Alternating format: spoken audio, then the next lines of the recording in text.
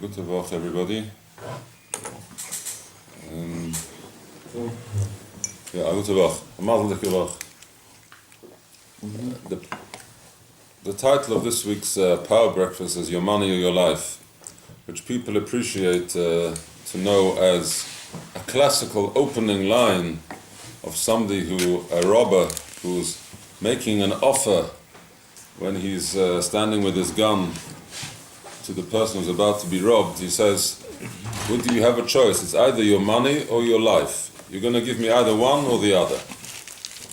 And it's given as a form of a question, as if the person would have a choice to answer it. Today we'd like to examine the spiritual aspect of this idea of your money or your life. And first of all, one has to open with a question. Why is it that I believe in most places in the world, civilized countries, there is a two-system of courts. There's two court systems in place. There is when somebody has a large discussion, large argument with somebody else, two people, they go to court, and it's a certain system, maybe 3 judges, maybe 1 judge. That is a regular court case. On the other hand, if what's known, in English at least, as a small claims court, they have, in order to speedify up things in the court system, they have a system where if it's a small claim less than a certain amount of money, then it comes in front of a lower judge, let's say, who tries to, without lawyers, without barristers in England, without all these things, in order to get it done quicker and to get solve the problem in an easier way. That's the two-tier system which is, I believe, in many, many countries. In Jewish law, we don't find anywhere in Shulchan Aruch that there is such an idea. The Shulchan Aruch tells us clearly that dinim mominus, that when we are judging money matters, it's with 3 people b'shloisha. As the Mishnah says, we need 3 dayonim to judge dinim mominus. And the Gemara tells us, the Pasuk says, HaKadosh Baruch Hu said to Moshe Rabbeinu, "Kekoton kegodol tishma'un." Kekoton kegodol tishma'un, small and large you should listen to, a special commandment. And the Gemara says, what's going on? What does it mean? Small money and big money, tishma'un, you should listen to equally. The Gemara tells us that din pruta kedin mea. It's a well-known line which many people use when they come to Besdin. They say it's not the money, it's money, din pruta kedin mea. They say it's not it's a principle, it's not the money. But the Gemara tells us it's true, it's not the money, it's din pruta, the halacha concerning a pruta, which is the smallest coin, is kedin mea, as if it was 100. The Gemara clearly tells us, and halacha brings it, that if a person, a dayonim, have a case coming in front of them, and there's a queue of people who want to come, there's a line of people who want to have the settlements discussed by the Besdin, and one of them's coming for a case of €1, and there's somebody behind him who's coming for 100 million euros. So there's a special mitzvah, kekoton or kegodel tishmon. You listen to the one who comes first, because the small money is equally as important as the large money. So therefore the Torah tells us, din pruta, the halacha which is concerning a pruta, kedin mea, as if it's 100. We cannot differentiate between the amounts which are involved in the case which comes before the dayonim. Again, as we said, by the goyim, it's a different system. Small money can go to small courts, and large money goes to a different sort of court. The truth of the matter is that this idea we find already In the Torah, there was a great discussion going on between Yisro and his son-in-law Moshe Rabbeinu. It was a discussion. Yisro turned up to Klal Yisrael, wanted to join the Jewish nation, and he comes along and he starts seeing what's going on. And he sees what's going on, and he says to Moshe Rabbeinu, this cannot continue. You can't judge the whole day, from morning to night, you're busy with cases. You have to try and spread the responsibility to other judges. And he gives a great idea. He says, V'ato sechze, extra portion of the Torah, you should see Moshe Rabbeinu is giving him advice, V'ato sechze mikol anshe chayil, from all the people who are available, you should seek out Yirei Elikim, people who are God-fearing, anshe emes, truthful, soine botza, they hate money, as it were, and they should be appointed as judges for the thousands, for the hundreds, for the tens, the 50s, and they should judge the people. Now what will happen if these people don't know? They can't manage. Then v'hoya kol hadover hagodoil yoviu elecha. If it's a big thing, it's a big, great amount of money, they'll come to you. Kol hadover hakotten. But if it's small, yishputuhem, then they'll manage to judge. Big things, if they can't manage big money, they should bring it to Moshe Rabbeinu. Small things, let the other judges work it out. May I ask something? Yes? Is it not, here we're talking small claims court, whatever, this is on the amount of money. They can say up to 5,000 euro, this court, and from 100,000, whatever, this court. Yes. Here it's just, if they don't know, it could be talking about the law.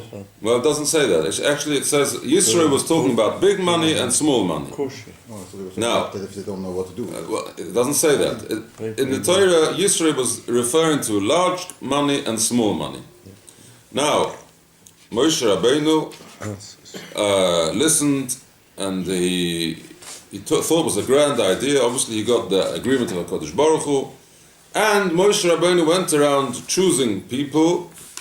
He looked for the right ingredients, and he found judges who he could appoint for 1,000 people, for hundreds, for 50s and 10s, and he gave them instructions. And he said as follows, V'shoftu es ha'om b'chol eis, they should be available for the people at all times, es hadover ha'kosha yuvion el Moshe. The hard things, the hard cases they should bring to Moshe, b'chol hadover ha'kotten, but if it's not so difficult, it's small, yishputuhem, they will judge it. So Moshe Rabbeinu changed the language which was used from his dear father-in-law. His father said, big and small. Big money, Moshe Rabbeinu. Small money, other judges. And Moshe said, no, Dover HaKosher, if it's a difficult case, then they'll bring it to Moshe Rabbeinu. So we see already that there's a difference in world opinion. Yisro at that time probably wasn't yet Jewish. He hadn't understood fully the ideas of the Torah. And he says big money goes to the great judge and small money goes to the regular judges. Moshe Rabbeinu said, no. There's no difference between big money and small money. Dover HaKosher, something which is difficult, it needs somebody who's more knowledgeable, okay, that will bring to a great judge. Small, easy things, we will work it out with the small case. So the question is, why is that the difference? What is the difference between the non-Jewish way of looking at money and the Jewish way where HaKadosh Baruch Hu has told us clearly, din pruta kedin meya, if you're talking about a pruta, the smallest coin is equally as important as the large money, and we don't have a system which differentiates between large money and small money. We've mentioned before, in the name of the Baal Shem Tov HaKadosh, that it's not your money or your life. It's not as if it's two separate things. It's not either your money or your life. The Baal Shem Tov taught us based on the Gemara which says, Bayis ploini le ploini, this house goes to this person, and the other house in this field goes to that person. The Gemara says that clearly, and the Baal Shem Tov tells us that just as a soul mate is connected through the soul to the two people are connected, the husband and wife are connected, their souls are one, so is it, there is a soul connection, a spiritual connection between the person and the belongings and the money which he has. It is a connection just as if he was married to it. You're not really meant to be married to your money, and you're not meant to treat your money like your wife, side for the good and side for the bad, but there is a soul connection, a spiritual connection between the person and his belongings. And therefore we can understand that HaKadosh Baruch Hu is telling us in his Torah, Kedova HaKotten, Kedova HaGodel Tishmon, that you should know that when it comes to judging somebody's person, the responsibility of the Dayan is not just working out how to sort out a problem between two people. He's sorting out much more. If Bayis Ploini is Leploini, this object is spiritually connected to the owner, then he needs to be extra specially careful the way he behaves. Because he's not dealing here with a physical aspect, he's dealing with a spiritual aspect. The Gemara tells us that Elokim Nitzov Badas Keil. During a judgment, in a Bezdin, HaKadosh Baruch Hu is there. Why does he come specially? Why is he specially coming when there's a Din Torah going on? HaKadosh Baruch Hu's presence is there. And when the judges, the Dayanim, warn the people that they should say the truth, the whole truth and nothing but the truth, they tell them, you should know you're in the presence of the Almighty. Although the person is always Dalifnei Miata Omid, is always in the presence of the Almighty. And Shavisi Hashem Lenegdi Somah, the person should always remember that HaKadosh Baruch Hu is standing there. Nevertheless, there is an extra, as it were, degree of revelation when the Dayanim are sitting, that HaKadosh Baruch Hu is there as well.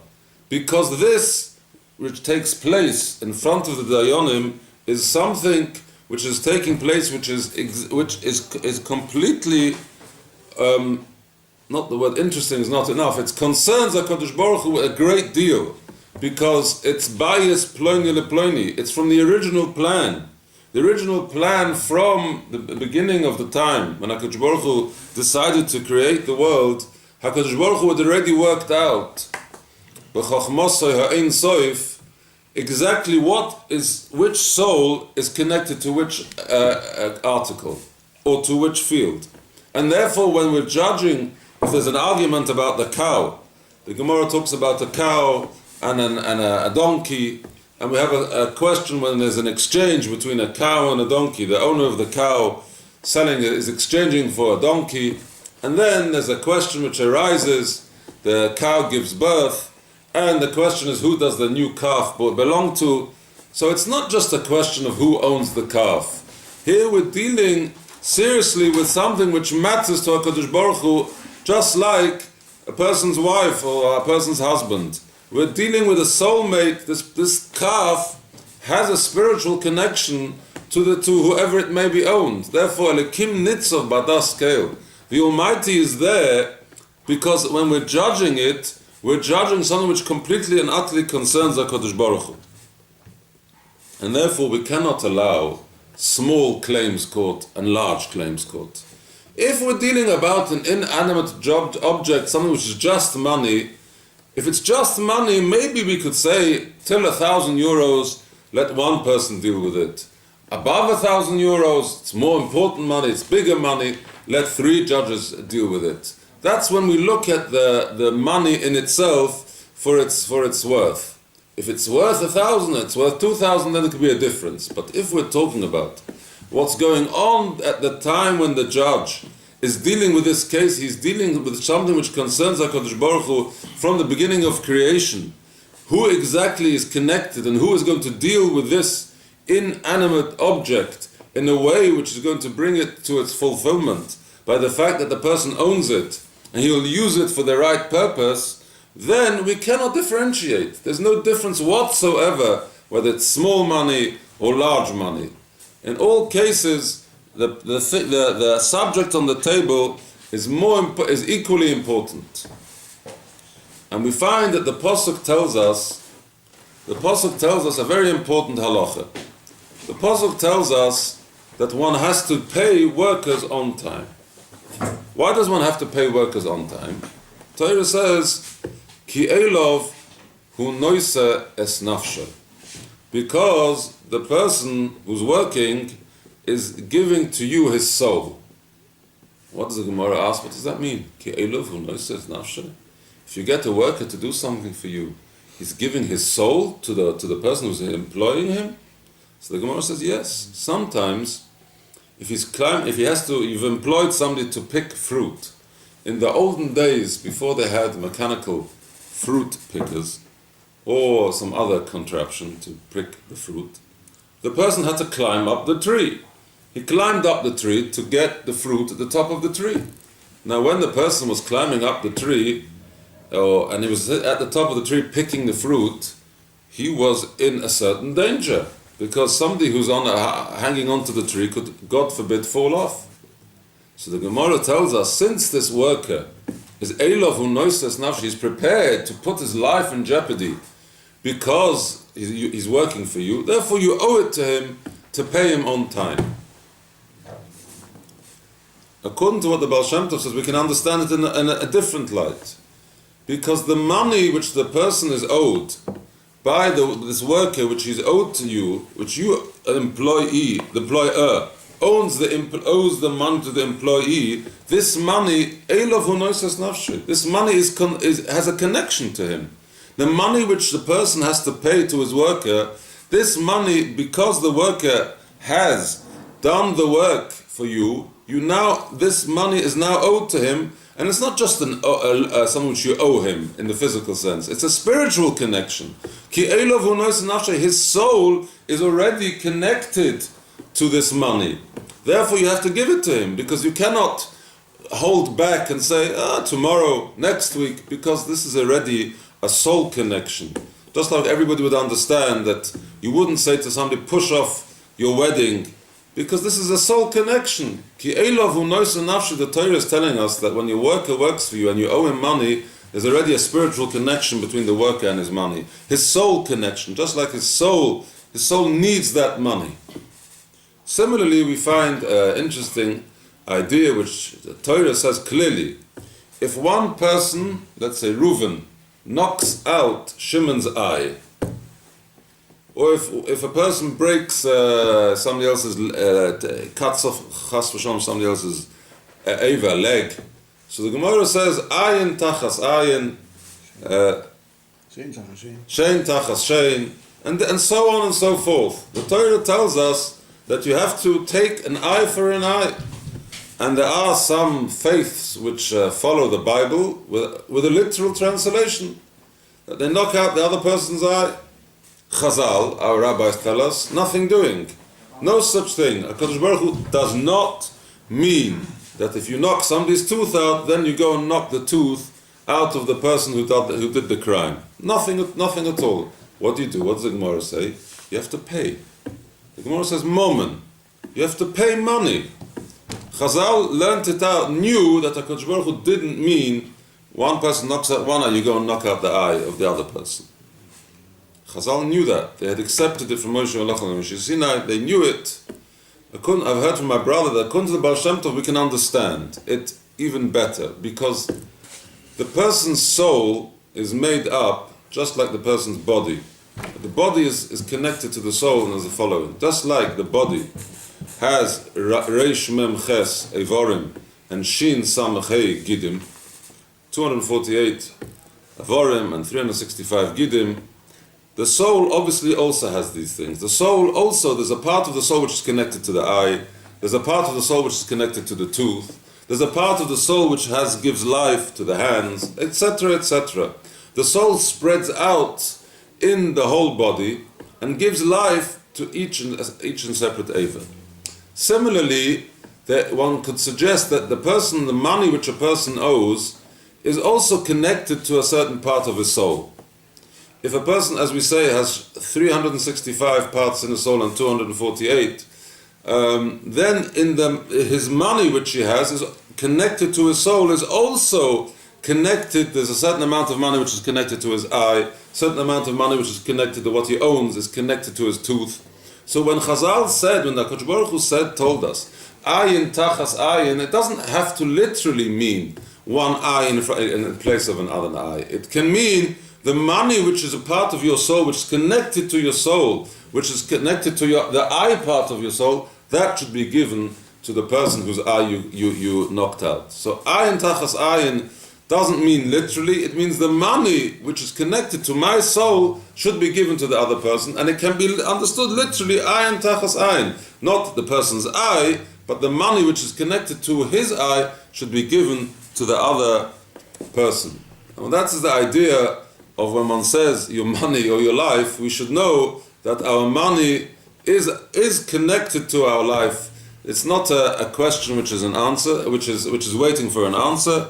The answer is, your money is your life. May HaKadosh Baruch Hu help us that we should have a long life, and we should use our money for the right, and all our things which we own for the right purpose, and bring all the HaKadosh Baruch Hu's plans into fruition. We soll sein matzliach and have alles Gutes.